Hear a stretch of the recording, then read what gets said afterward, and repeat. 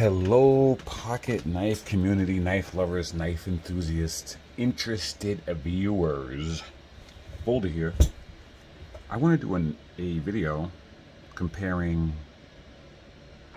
titanium scales or a titanium knife to stainless steel. Stainless steel's been around for a while. I mean, in the past, knife manufacturers have used stainless steel for scales. But recently there's been an influx of companies like CJRB, specifically this is the Pyrite, that have re-emerged some stainless steels in their scales instead of in lieu of titanium, for the main purpose is cost. I mean, ultimately, the main reason why you would take stainless steel scale over something that's, say, titanium, is cost reasons. This is cheaper than this. Period. But from a knife perspective, from a perspective of individuals that buy knives and we all and love knives and use the knives, what's the difference? Why would you ever go out and get titanium? Right? It's a metal knife. This is also a metal knife. So why get the titanium? This is going to cost a fraction of the price of this. Why get the stainless at all? I mean, why get the titanium at all? Why not just get, what's the real advantage of titanium? So let's get into it a little bit. Let's get into it. Titanium, first of all, titanium is an element. That's the first of all. Ti. Titanium. Ti on the periodic table of elements, number 22. And it is a single element. Stainless steel is a man-made thing. Right? This is something that's man-made. This is a mixture, if you will, a metallurgy, if you will, of elements that make up stainless steel. It's almost like the difference between brass and copper, right? Brass is an element. It's a single element. And that's it. There's nothing else in brass. I'm sorry. Oh gosh. Copper, right? There's nothing else in copper. Copper is an element. Okay. Brass is the conglomerate. Brass is the metallurgy. Brass is brass actually has copper in it. So brass is basically copper, zinc, and a few other metals. You might have some aluminum in there, manganese. There's a few other elements that might be in there, depending on who makes that brass, right? So stainless steel is similar. It's similar. Now, there's no titanium in stainless steel, but stainless steel is a metallurgy, right? It's metallurgy. It's made up of, there's going to be some chromium, obviously, in it because hence stainless. Okay. And then it's going to have a very low amount of some other elements in it. Carbon, iron, silicon, phosphorus, nickel, manganese, whatever is going to be in there, depending on who makes that stainless, who is the manufacturer of that stainless. So that's ultimately the difference between titanium, which is a single element on the periodic table, and stainless steel, which is a metallurgy, a conglomerate of metals that are all on the periodic table, obviously, but it's man-made. Okay. All right. So, yeah. So why is titanium better? Right? If you can tailor this to whatever you want, right, by adding different elements, how come titanium's better? Well, titanium just has a higher strength to weight ratio and better fatigue strength. And what I mean by that is you're doing metallurgy, right? You're mixing this to make this what you want. But nature and the sun have created titanium and it's just one of the most perfect metals out there. and it's very hard to reproduce the quality of titanium. And gladly we don't have to reproduce it because we have it. Right? So it's one of those things where you know, you don't there's no reason to change something if it's already almost perfect. But from a standpoint of using, on the standpoint, you have the CJRB Echo here, which is done in all stainless steel. And what would be the benefit of me saying, like, this is a quality knife? It really is. I mean, for the price, very inexpensive, feels really good in hand. You know, it's got weight to it. It's got a button lock that's decent with a front flipper. Why get it in titanium? What is the advantage? Well, like I said, it's going to be a little lighter with titanium, but I don't think that's the only thing. I'm going to talk about something that I've noticed. Now, we might not all have noticed this because everybody's body chemicals are different. Sweat glands and how your body reacts to certain things being on it, and temperature, excuse me guys, excuse me, temperature transfer with your hands to metals. I find that these metals, the stainless steel, in my hand, tend to get really oily really quick compared to titanium. I find that stainless steel, as I'm holding it, tends to just sweat, maybe? Is that the word? It feels... So when I clean my knives, I clean them using something like this. This is like a, I'm not advertising this company or anything, so, but this is a lens cleaner.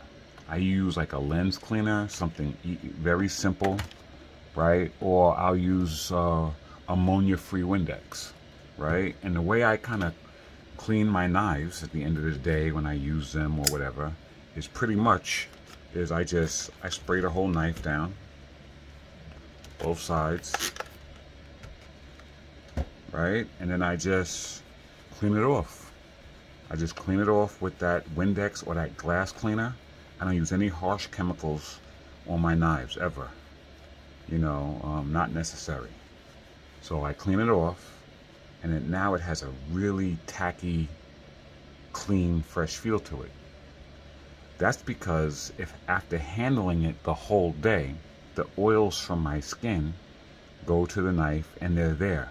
And even though we have a stone finish here and a stone finish here, and you can't see fingerprints, they're there. And even though you can't see them, you can feel them because the knife feels slippery in hand, right? It's one of the reasons why with titanium, with some titanium, they use a milled 3D titanium like they did with the Tucson here, with the Maverick. You know, the Maverick, like, you know, no matter how sweaty your hands are, there's going to be some texture here. So you can, two benefits. One, it's not going to show fingerprints, and two, it's going to give you something to grip onto so you don't drop the tool, right? But I noticed that a lot of times with stainless steel, you don't get much texture. Now, I have some examples. You know, one, the CRKT Squid. I like this little knife. With the Squid, this is an all stainless steel version of it. This thing comes in many versions. But, you know, they put these holes here. And I think that's also part of a reason why, you know, to get some traction. Right? It's part of the reason why. It's a dimple in the side. You know, you have the jimping that's up here. You have sort of some jimping on the lock bar. But these ridges help these materials have some sort of grip. A really good example of a stainless steel that uses some sort of texturing to maintain the grip is the CRKT Schuylkill. This knife, this is actually a hammer beaded texture here. that allows you not to see just fingers, no you know, no fingerprints all over it. And there is some texturing to this to allow some grip so that the tool isn't so slippery. You know, yeah, those are examples of stainless steel that have used that. Titanium tends to be, like I said, just a little, even without the texturing, like something like the ZT-0562 Ti, full Ti. This is all smooth texturing. It's got a stone finish, so things don't kind of show up on it too much, but it doesn't tend to get as slippery. So, you know, with that, I believe that there is some heat transfer in stainless steel inherently in my skin type, and I'm sure in a lot of other skin types also, or even other people out there have experienced this with their knives. There's some heat transfer that allow the oils to transfer more on stainless steel than titanium. I think titanium just runs cooler.